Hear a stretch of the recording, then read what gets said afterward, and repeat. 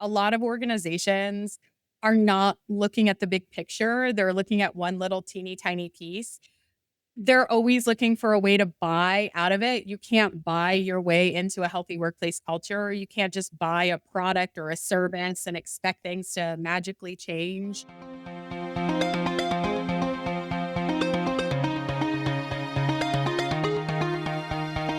Hey everyone, it's Amy Lynn Durham, and you're listening to Create Magic at Work. Create Magic at Work is on a mission to equip senior leaders with tools they need to be a true quantum leader and actually understand what that means. Improve employee engagement, retain top talent, and transform your workplace culture to have less drama and stress. So let's start making magic. Hey everyone, welcome back to another episode of Create Magic at Work. Today, I have Chase Sterling with us. And let me tell you a little bit about Chase. She is a leading expert in workplace well-being with more than 20 years of experience helping organizations create cultures where employees truly thrive. Chase is the founder of the Wellbeing Think Tank, a nonprofit that amplifies experts over influencers and delivers educational events to advance individual and organizational well-being. She also serves as principal consultant at HHP Cultures, partnering with companies to integrate evidence-based strategies that drive real culture change. Known for blending storytelling, science, and humor, Chase brings both depth and energy to every conversation. And this is a favorite quote of Chase's. When it comes to well-being at work, all you need to do is everything. Chase, welcome to Create Magic at Work. Yeah, thank you so much. I am so excited to be here and chat today. We're going to have a lot of fun. I just know it. Yeah. So right off the bat, I'm already like, we got to talk about some of this stuff. So your nonprofit is the Wellbeing Think Tank. And I want to get into that a little bit for the Create Magic at Work community. But before we do, right away, I'm reading your bio and I'm thinking, my gosh, we have been talking about well-being at work for quite some time now. Now, I don't remember it being this huge talking point when I was a district manager in the 90s. It wasn't really on the head of topics, but we've been talking about it for a while. I want to hear from you because you've been doing this for a couple of decades now. Do we even really know what well-being at work is at this point? And is anything we're doing even working? I'm sorry, I just have to go in and just straight up. I'm so curious about your thoughts on this. Oh, I have so many thoughts. I can talk about workplace well-being. We could be here for a couple weeks. I think yes, workplace well-being is not new. It's been around for actually a very long time, but how we define workplace well-being really dictates where the conversation goes. And I've had a very unique career in that I switched jobs frequently. I was always kind of checking out new things. And I've been on, I like to say, every side of the industry. So when we think about, especially the United States, when we talk about workplace wellness, we're typically talking about a program that's associated with our benefits. Workplace wellness is defined in the Affordable Care Act. And so it's typically a health promotion program really designed to help individuals. But then there's workplace well-being, which again is everything. So just about everything impacts our health and well-being at work. So healthy leadership, supportive policies, the actual environment. Of course, programs and benefits play a piece, but I always say when it comes to well-being at work, all you need to do is everything. I think the industry is extremely siloed, which is part of the reason why I started my nonprofit to try to bring people together. And there's so much amazing work being done out there, but I think we do know what to do. I think we overcomplicate well-being at work quite a bit. It's messy, human, hard work. Something I talk about all the time, which is you have to focus on the human and all else will follow. So years ago, a very long time ago, I worked at Google, and that's kind of their number one mantra is focus on the user and all else will follow. So if we think about user experience, translate that into employee experience from an HR lens, it's everything. It's truly everything, but what do we all need? We know what humans need, and if we start there, and then what can the workplace do about those human needs? But it's hard work, it's human work, it's messy work. You can't buy your way into a healthy workplace culture. So that makes things challenging because I think a lot of times organizations, they just want to implement a program or buy a tool and there we go, everything's fine now, right? And it takes a lot harder work than that. So yeah, long answer, but workplace well-being has been around a lot. And then when you bring up the point, Amy, of does it even work? It does. It absolutely works. I've been very blessed to work with organizations who went all in, mostly smaller organizations who have maybe a little bit more agile, able to make decisions quicker. But when you get that buy-in, I have seen companies completely transform. So I think we know what to do, but it takes from the top down, and bottom up for us to really transform and create healthy workplace cultures. And it takes a lot of change at the highest levels. And that systemic change is hard, especially when some people are maybe quote unquote winning more than others and they have to give up a little bit of that to create some equity. It can be a challenging place. So, very long, convoluted answer. Yeah. I'm curious, what do if we unpacked all of that and got to the root cause of everyone feeling great at work. I wonder what that is. I have a hunch, I have a belief based off of my studies, but what do you see when you say, "Oh, the tide's turned. This does work. People can thrive." What do you think is at the core of that when that transformation happens? It definitely has to start at the highest level with the C-suite saying, "We want to be different. We want to operate in this way." And we all have unique needs, though. So, how do we really center what we know humans need in everything? I actually just spoke about that last week at an HR conference, and we take Maslow's hierarchy of needs and we actually map what the workplace can do at each level. And those are core human needs, and then, of course, we still have to meet some individual needs. So, we all don't have the same wants, needs, and desires. I always like to use the example of something like remote work. I'll see people get on all the time and say, everyone needs to be able to work from home or everyone should work remotely. And that's really irresponsible to say because one, there are a lot of jobs where you cannot work remotely. If you work in a very white collar, professional environment, that's not a lot of workers. But then not everyone does work well from home. Some people are really challenged. They don't have a safe home environment. They don't have a stable home environment. They're not as productive and as supported at home. So everyone does have very unique needs on how they like to work, but we know some things to be true. So in organizational psychology, we know that autonomy is extremely important and that when people have autonomy over their work, they feel better. So that's a generalization of autonomy, but then the individual is maybe how the work is done or the space that supports them. So, yeah, it gets tricky. I don't think there is a one size fits all solution, but there are some things we can put into place that serve everyone. Yeah, I think that's a really good insight. That's almost with the spiritual intelligence framework and model. That's the wise and compassionate leader, understanding that people are going to have different pathways to get to a result in life, at work, and their path might not be the same as your path, but as long as they're achieving whatever goal you set them to achieve or whatever outcome you're looking for, I think that's the important piece to look at.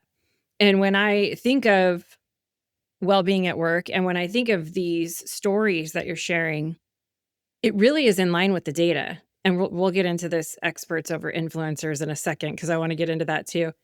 But when you say it starts from the top down, there's data that shows that if you're a leader in a hierarchical system and you're operating from a space, whatever your energetic resonance is that you're operating from, that's going to ripple out to your team 10 times over if you're in a position of power. And so if you're operating from a space of fear, apathy, anger, you name it, this actually comes from Dana Zohar's book, The Quantum Leader. She's a philosopher and a physicist. Imagine that rippling out 10 times over to your team.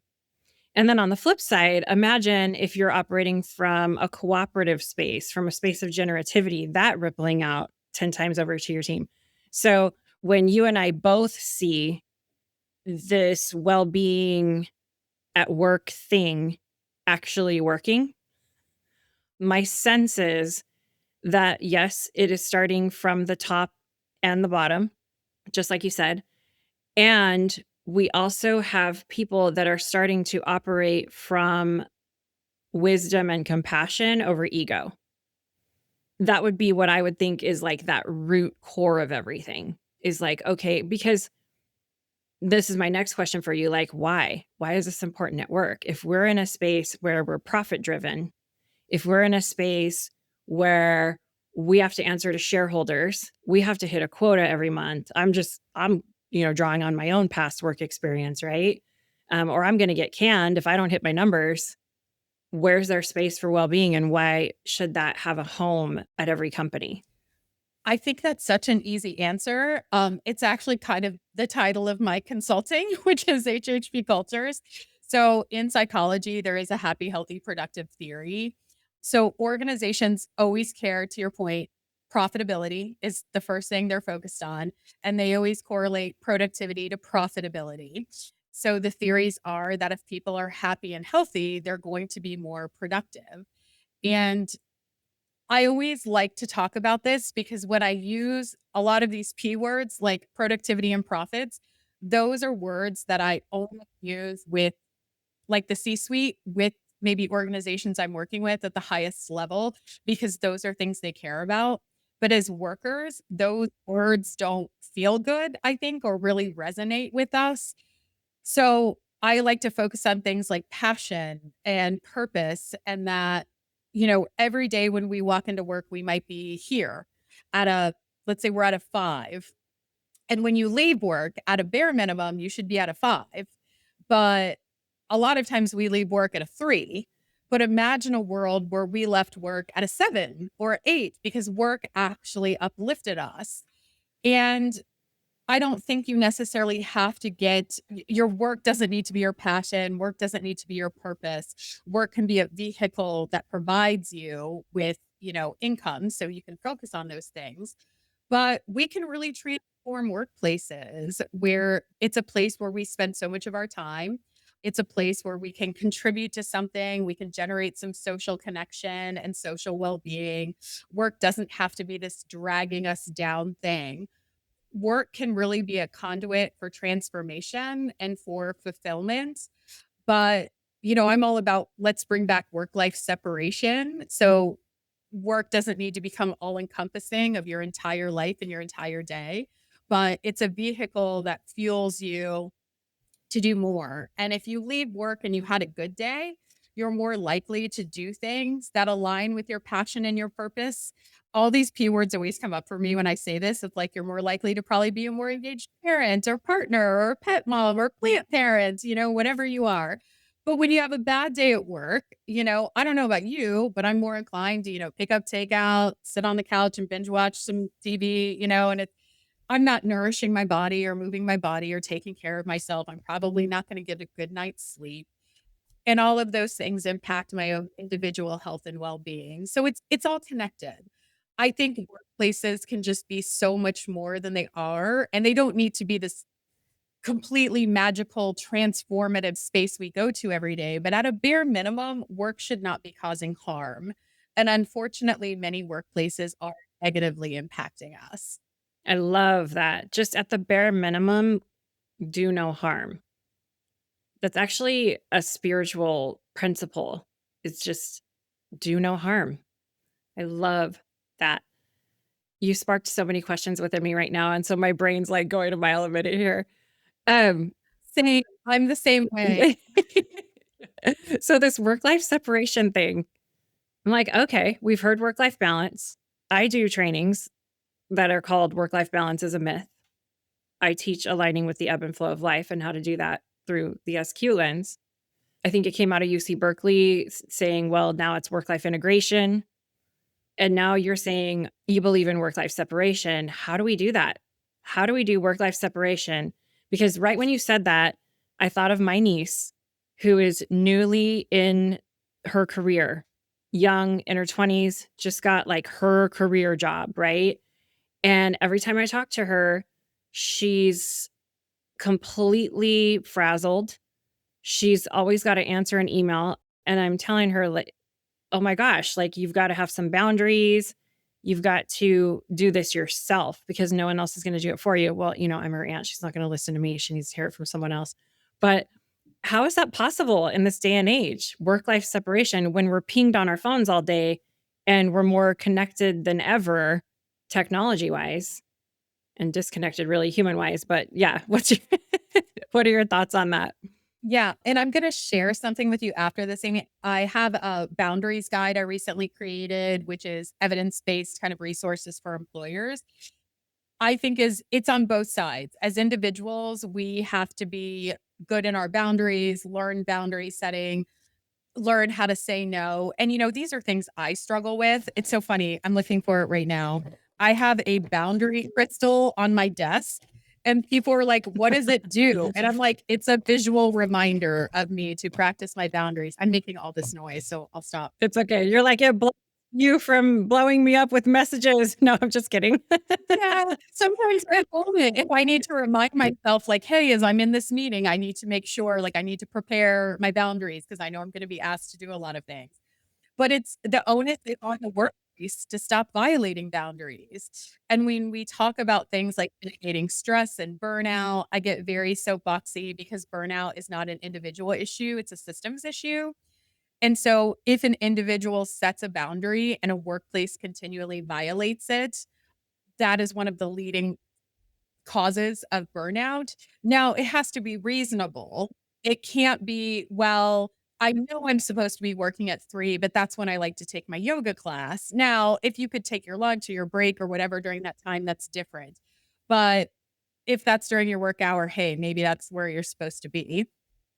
But if it's I booked a meeting, like, please don't double book me. I had a workplace that would double and sometimes even triple book me for meetings because I was the only one who could do a specific skill set. And they would literally tell me, well, just come to this meeting, leave halfway through, and join the other one halfway late. So you can be at both places. And I'm like, yeah, of course it made me frazzle and I burned out. Other countries have very strict guidelines. Sometimes they have laws in place about, you cannot contact employees after work hours. We need work-life separation. And we can think about it in different ways with our autonomy, and we can use technology as tools. I always share a story. I feel very lucky in my career. I fail a lot. I make mistakes every week, but I say I always fail up because I learn from them. And years ago, I was managing a team and I oversaw a third of the United States. I was on the road about 60% of the year, and I did a lot of work at nighttime in hotel rooms. And thankfully, I had cultivated enough psychological safety on my team that someone on my team called me out and said, Chase, you are stressing everyone out. You're sending us these emails at 8 o'clock at night. And, this is what's going on. And at first, you could say I was defensive. I was trying to explain where I was coming from. I was like, well, that's my work hours. Like I'm on planes and I'm traveling. And so that's the only time I have to do emails. And then she said, Chase, just use delayed delivery. So we're not getting the emails until the next morning. And then I said, well, am I going to stress you out because you get 10 emails at 8 a.m.? Like, I don't want to stress you out with that. And we had a meeting as a team. We talked about everything very openly. We decided that I would make sure I started to use delayed delivery, and we came up with subject line email etiquette. So for review, to do, or for action with a due date. So there was a call to action in the subject lines that we developed consistency. So that way it was very easy for everyone to start communicating cross functionally, understand and prioritize things. But I think that that's kind of a great example. I think that's great that you pivoted and made a bit of a change and that your team felt safe enough to let you know, because some people don't even feel safe enough to let their team leader know. And that you were like, "Oh, how can I, from a compassionate leader, ease this suffering? I'm not gonna take on your work. I'm not gonna do this, that, or the other." You're still doing the exact same work you were doing. You're just hitting a different time on the email that it's gonna hit their inbox. So, really great illustration of how simple tweaks like that can really help alleviate the suffering from a wise and compassionate leader standpoint of others on your team. Hey everyone, Amy here. Let's talk about work realities for a second. Whether you're dealing with a tough boss, struggling with team miscommunication, feeling stuck in decision making, let's be real, work drama exists and it's exhausting, but it doesn't have to be this way. At Create Magic at Work, we help leaders like you cut through the chaos, build next level communication skills, and make better, faster decisions without the stress spiral. Whether you're leading a team or just trying to keep your sanity at work, we've got your back. We coach executives and teams like yours to develop interpersonal savvy, drive engagement, and bring your vision and purpose to life so work actually feels energizing again. Imagine that. More engagement, more productivity, less drama. Our executive coaching team has been in your shoes. We've led teams, navigated workplace challenges, and know what it takes to help you succeed and achieve your goals. Real experience, real talk, and real results. If you're thinking, yes, Amy, we need this at my work, then let's talk. Click the link in the show notes and let us help you and your teams become a high-performing, engaged, and productive force of clarity and calm. I'll see you in the Zoom room. Let's throw the stress and drama out the window. Click on the link in the show notes. I want to change topics a little bit, and I want to go to this because with the Wellbeing Think Tank, you have these amazing events. You have some amazing well-being series that you do. And one of the things that you talk about at Wellbeing Think Tank is experts over influencers. I want to hear why you say that and what your take is on that. Part of it ties into what we talked before about do no harm. So there are a lot of individuals out there with ideas and opinions on how we should do things, but it's just that. It's your opinion or it's an idea. And if we haven't tested it yet and replicated it, you can unintentionally cause harm. So, from where I was sitting, especially in the well being space, we're all humans. A lot of us are interested in health and well being because we're humans. And so, a lot of people have ideas and opinions. They have their own personal lived experience on things that work for them. And sometimes they get really excited and want to share those things. So, I think it's great to storytell, to share your experiences. For me, the line is giving advice or directing people to do something because you can really unintentionally cause harm because humans are also a huge variable and one thing that works for someone isn't going to work for someone else. And that ties into another one of our core values, which is evidence-based but experimental. So, we always want to be evolving and looking at how to do things differently, but we have a responsibility. I think if you have a platform, if you're a presenter, if you're an educator, if you're a consultant, if you're just internal, you don't want to cause harm. So how do we try to mitigate that? So with experts over influencers, with all of our presenters, we have a vetting process of we want to look at what is your background? For certain roles, you do need to have a specific academic type of background. Not with every role, but with some roles you do. With other roles, you definitely need that applied experience. So experience absolutely does matter. And sometimes that experience outweighs an educational background. Maybe you got a formal education in something else, but you have all this applied experience. So you don't have to have letters after your name to be an expert. And then there's different types of expertise.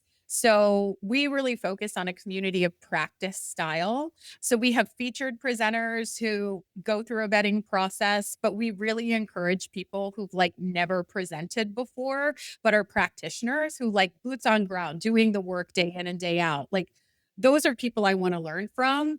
Sometimes someone writes a book, and no offense to all the authors out there, but sometimes you write a book and then you stop doing the work. And then it's just all these ideas and opinions. So I think we have to separate ideas and opinions from repeatable processes that have been tested, but I also think we need to be honest about research. A lot of research is done on extremely small sample sizes in controlled environments. And when we think about something like the big picture of education, higher education is so inaccessible to so many people these days. We don't really have a pathway to education for everyone to get a PhD, and you have to have a PhD to publish. So how can we all kind of be scientists and learn how to use evidence-based indexes, use data for good, work with people who know how to analyze data. But yeah, that's kind of my thing with experts over influencers. In this day and age, anyone can have a platform. And I think people also need to think critically about where they're receiving their information. What is the intention of this person on this platform? Is it to sell you something or is it to provide education? So at Think Tank, we don't sell anything, we don't provide any services. We just provide accessible education, which our monthly events online are free because that's what we want to do. We really want to bring people together. And one of our events is called Connected. That is a community of practice style event where we get into a Zoom call. We put people into small breakout rooms so they can have small discussions. We come back out and have a larger group discussion. And it's what are you doing? What are you doing? What's worked at your organization? What hasn't worked? And we can learn from each other. I think when you have an idea and I have an idea and 10 other people have ideas and we get together, that's when magic happens. And no one knows everything, and no one organization knows everything. At Think Tank, I say we're kind of an aggregator of evidence-based information, so we're always, like, elevating other people, other organizations, and saying, "Hey, this is a great resource that's free. Check this out. Here's something else that might be valuable." But we're all about this connection and collectiveness, and that's wisdom. Wisdom is collective. Wisdom doesn't come from one source, it comes from so many sources. And so I think that's experts over influencers. We don't want it to be exclusionary, but we do want to put some guardrails around it to make sure we don't unintentionally cause harm. And that's kind of the goal, is to mitigate harm. Yeah, really good, really good. This was a while ago. I saw some sort of argument on Instagram, probably like I wanna say it was like 3 or 4 years ago when COVID had hit and the online, especially in the Instagram space, kind of exploded with coaches everywhere, and there's so many different types of coaches, right? Very distinct difference between a life coach or an executive coach, like Create Magic at Work is an executive coaching firm. But I saw this argument going on. It was in some sort of comments on a coach's Instagram, whether you should go to someone that has lived experience versus someone that has a certification. And the coach was really aggressively arguing for going with someone that has lived experience. And I sort of thought, well, why can't we have both? And I understand the constraints that you were mentioning around surrounding getting a PhD and things like that. But I certainly feel like I feel much more confident in the work that I do, knowing that my clients are safe, that I'm very studied, I'm very educated, and I'm very certified, and I have quite a bit of lived experience in these spaces. So I'm like, why not both? Anyways, that's my thought to what you were saying. And I have another question I want to ask you. I've been dying to ask you this whole time. What is something about workplace well-being that you think companies are getting wrong? Oh my gosh, so many things. Because of my brain, I just wanna say I agree with you on the coaching, and it was so funny because I use that example Yeah, go too. for it. I always say, like, a health coach is different than a leadership coach, is different than an executive coach, and I think credentials are important, but credentials don't necessarily, they can be credentials, they can be, a training that you go to. I agree with you, that lived experience, but the benefit of a formal training is that you're getting trained, you're getting mentored. So hopefully someone is giving you some mentorship. You might have practice guidelines that you need to follow. Again, trying to mitigate harm. I am not a coach. I would be an awful coach. I love to yap. I am such a talker. Like, I would be an awful coach. And yeah, I think there's great coaching credentials where you have to do so many hours and get mentored, and that's more accessible for some people than a college degree. So I do think education still matters, but how do we create more accessible pathways to education?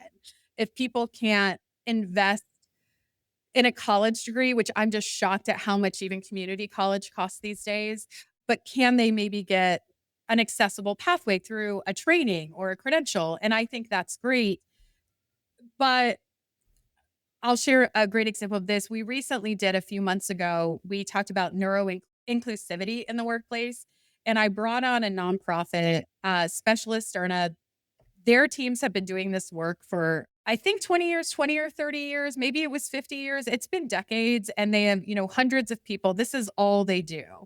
And I had so many people coming up and saying, "Oh, yeah, I do that too because I have ADHD." And I'm like, "I have ADHD. I have no idea how to tell someone what to do. I'm not trained in that." And even as an expert in workplace well-being, I am not educated enough in that space to give guidance to an organization on how to create a neuro-inclusive workplace. That's where I would lean on someone who that's their scope of practice. That's all they do. So I think that's just professionalism and responsibility in whatever we do for work. I just had to say that, so thank you. I think we were kinda, like, right on track. Yeah, of course. And then what are workplaces doing wrong with workplace well-being? So many things. So every week, you're gonna see an article somewhere that says, "Workplace wellness programs suck and they don't work," and I don't know why people always feel compelled to send these to me. And one of my favorite stories to say was several years ago. This was in 2019. I'll never forget meeting this data scientist. I just adored him. His name was Case, and I'm Chase. So we were like the C team. And the first time he met me, the first words out of his mouth were, "I hate workplace wellness, so you're not gonna like me." And I said, "Well, I hate workplace wellness too." And he's like, "You do?" And I was like, "Yeah." And he was like, "I think we're gonna be best friends." And we would get into these really complex data-driven conversations. So when it comes to well-being at work or wellness at work, a lot of organizations are not looking at the big picture. They're looking at one little teeny tiny piece. They're always looking for a way to buy out of it. You can't buy your way into a healthy workplace culture. You can't just buy a product or a service and expect things to magically change. And I think they silo everything where everything's interconnected.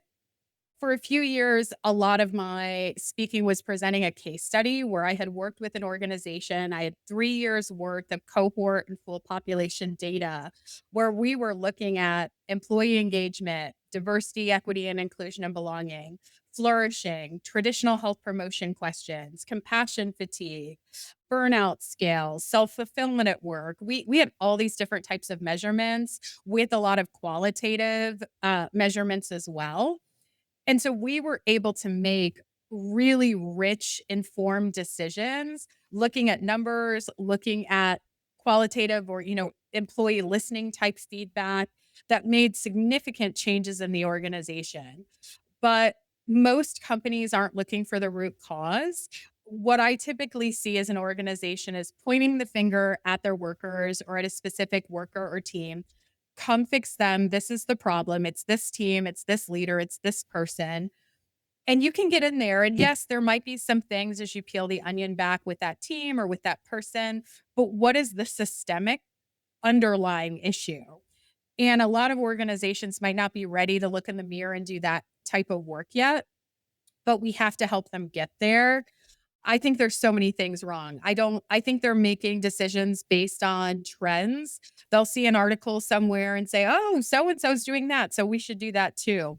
Oh my god, like open offices. Okay, so I worked at Google like 15 years ago, like a very long time ago, and they were doing research on that there, and it was like, "Oh, that works really well for software teams who are in agile environments, who work together on these short sprints and are constantly changing teams, and it's really not great for everyone else."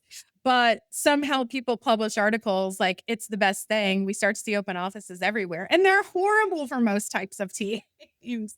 So it's really odd how people just chase trends. So there's a lot of trend chasing going on, and they mean well. I think most workplaces do genuinely, and if it's not workplace is an entity, it's not a person, but I do see people who really care about people at workplaces, whether they're in HR, they're a people leader, or they're just, an individual contributor. There are so many people who really care and wanna make the workplace better, but they're just not sure what to do. And there's so much misinformation and then so many people saying, "All you need to do is this," and that's our positioning. Well, that all you need to do is everything. And so where can you start? Start somewhere, and then slowly over time, you layer things on. You never should be taking anything away or pivoting. It's just you figure one piece out, you get it working well, you keep an eye on it, innovate, iterate, continue to measure, but then you layer the next thing on and the next thing. But we often go to something like a program, and I say because programs are sexy, but you can implement the best in class, most evidence-based program that exists, and it's not gonna work if you don't have healthy leadership, supportive policies, the physical environment that's supportive, consistent cascading communications. There's so many other pieces. Actually, the wrap-up question I was gonna ask you, like, if you can I always say, if you could wave a magic wand, what's one thing a company or a leader could do? And I heard you answer that, and the way that I heard it was you don't have to feel overwhelmed by trying to do everything. Start with something small and then sort of do like a stacking kind of plan where you start with one thing, you see how that's going, you measure it, then maybe you implement a little bit of something else. It's almost like how doctors stack treatment plans for people that are healing. It's like the same thing, like week one, just start here. Or, so maybe quarter one at the company, start here. Quarter two, we'll layer this in. Quarter three, we'll layer this in. That's the way I'm echoing back to you, the way that I heard that. Any other if you could wave a magic wand, what would well-being at work look like for you? Oh gosh, well, I don't know. I was thinking about the other thing you said, Amy, on what else they should do. So I kept thinking there's 2 other little things. Let's go there. There's 2 other little things that you can layer in really easy, which I think are consistent, is learn how to center employee listening, learn how to collect and respond to feedback. Survey fatigue is not real. That's a myth. Inaction fatigue is real. People do not get tired of giving their opinion. They love to give their opinion. They don't like it when they give their opinion and nothing happens. So learn how to do proper employee listening and actually take action. And also, if you invest in anything, it's probably going to start with consistently every presenter we ever have on all of our events, it always starts with training leaders, frontline supervisors and up. So if you invest in anything, invest in your people leaders, starting with those frontline supervisors, because if they don't have the skills, those people leader skills, they're going to have the hard technical skills because they got promoted, but a lot of times they might not have those people leader skills yet. So if you invest in anything, maybe start with there. And then if I could wave a magic wand, what well-being at work would look like is kind of what I started with. I mean, imagine a world where you left work every day and you felt better than when you went in. Like, just imagine how the ripple effect that would have on our personal lives, on society, on us as human beings. Like, imagine if work left us feeling good. I just think CEOs can change the world. I think workplaces could really have such a positive impact on society and on the world as a whole. I really think that the world would be such a better place. That's what well-being at work at its core is to me. It's a workplace that when you go in, bare minimum, you're no worse than you were. But workplace well-being is going into a workplace and leaving actually feeling a little bit better. Oh my gosh. I love it. I love it. I think we should end on that note. I mean, that was just like beautifully said. Chase, for everyone listening, all the leaders in the Create Magic at Work community that are listening, How can they connect with you? How can they learn more about the Wellbeing Think Tank? Come to our website, and I'll be honest, we're a growing nonprofit. We're only 5.5 years old, so we're still figuring things out and getting more slick with all of our stuff. But we're at wellbeingthinktank.org. We offer free virtual events that you can come to. If you are an HR practitioner, we offer HRCI and SHRM continuing education. That again, that's free thanks to our sponsors. So come engage in our community. You can follow us on all the socials at Wellbeing Think Tank. Chase Sterling is a pretty unusual name, so it's easy to find me on LinkedIn. And I do post on LinkedIn quite a bit, or I'm at chase at wellbeingthinktank.org, or if you email the website, it's going to get over to me. But yeah, come engage in our community. We need more diversity of thought. That's what I love about the group. I say the only prerequisite to be a part of our community is that you care about humans and you care about workplaces that support the well-being of individuals.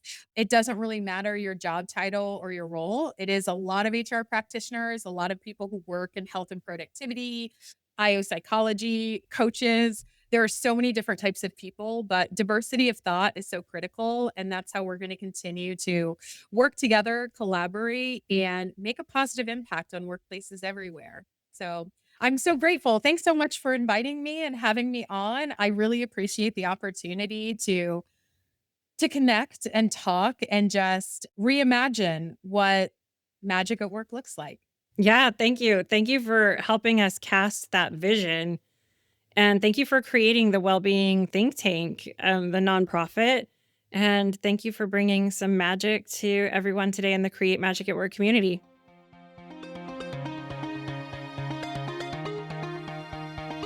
I want to thank each and every one of you for coming back every week to listen to a new episode of Create Magic at Work and really helping to support and advocate for healthy leaders, workplaces, and lives for all of us.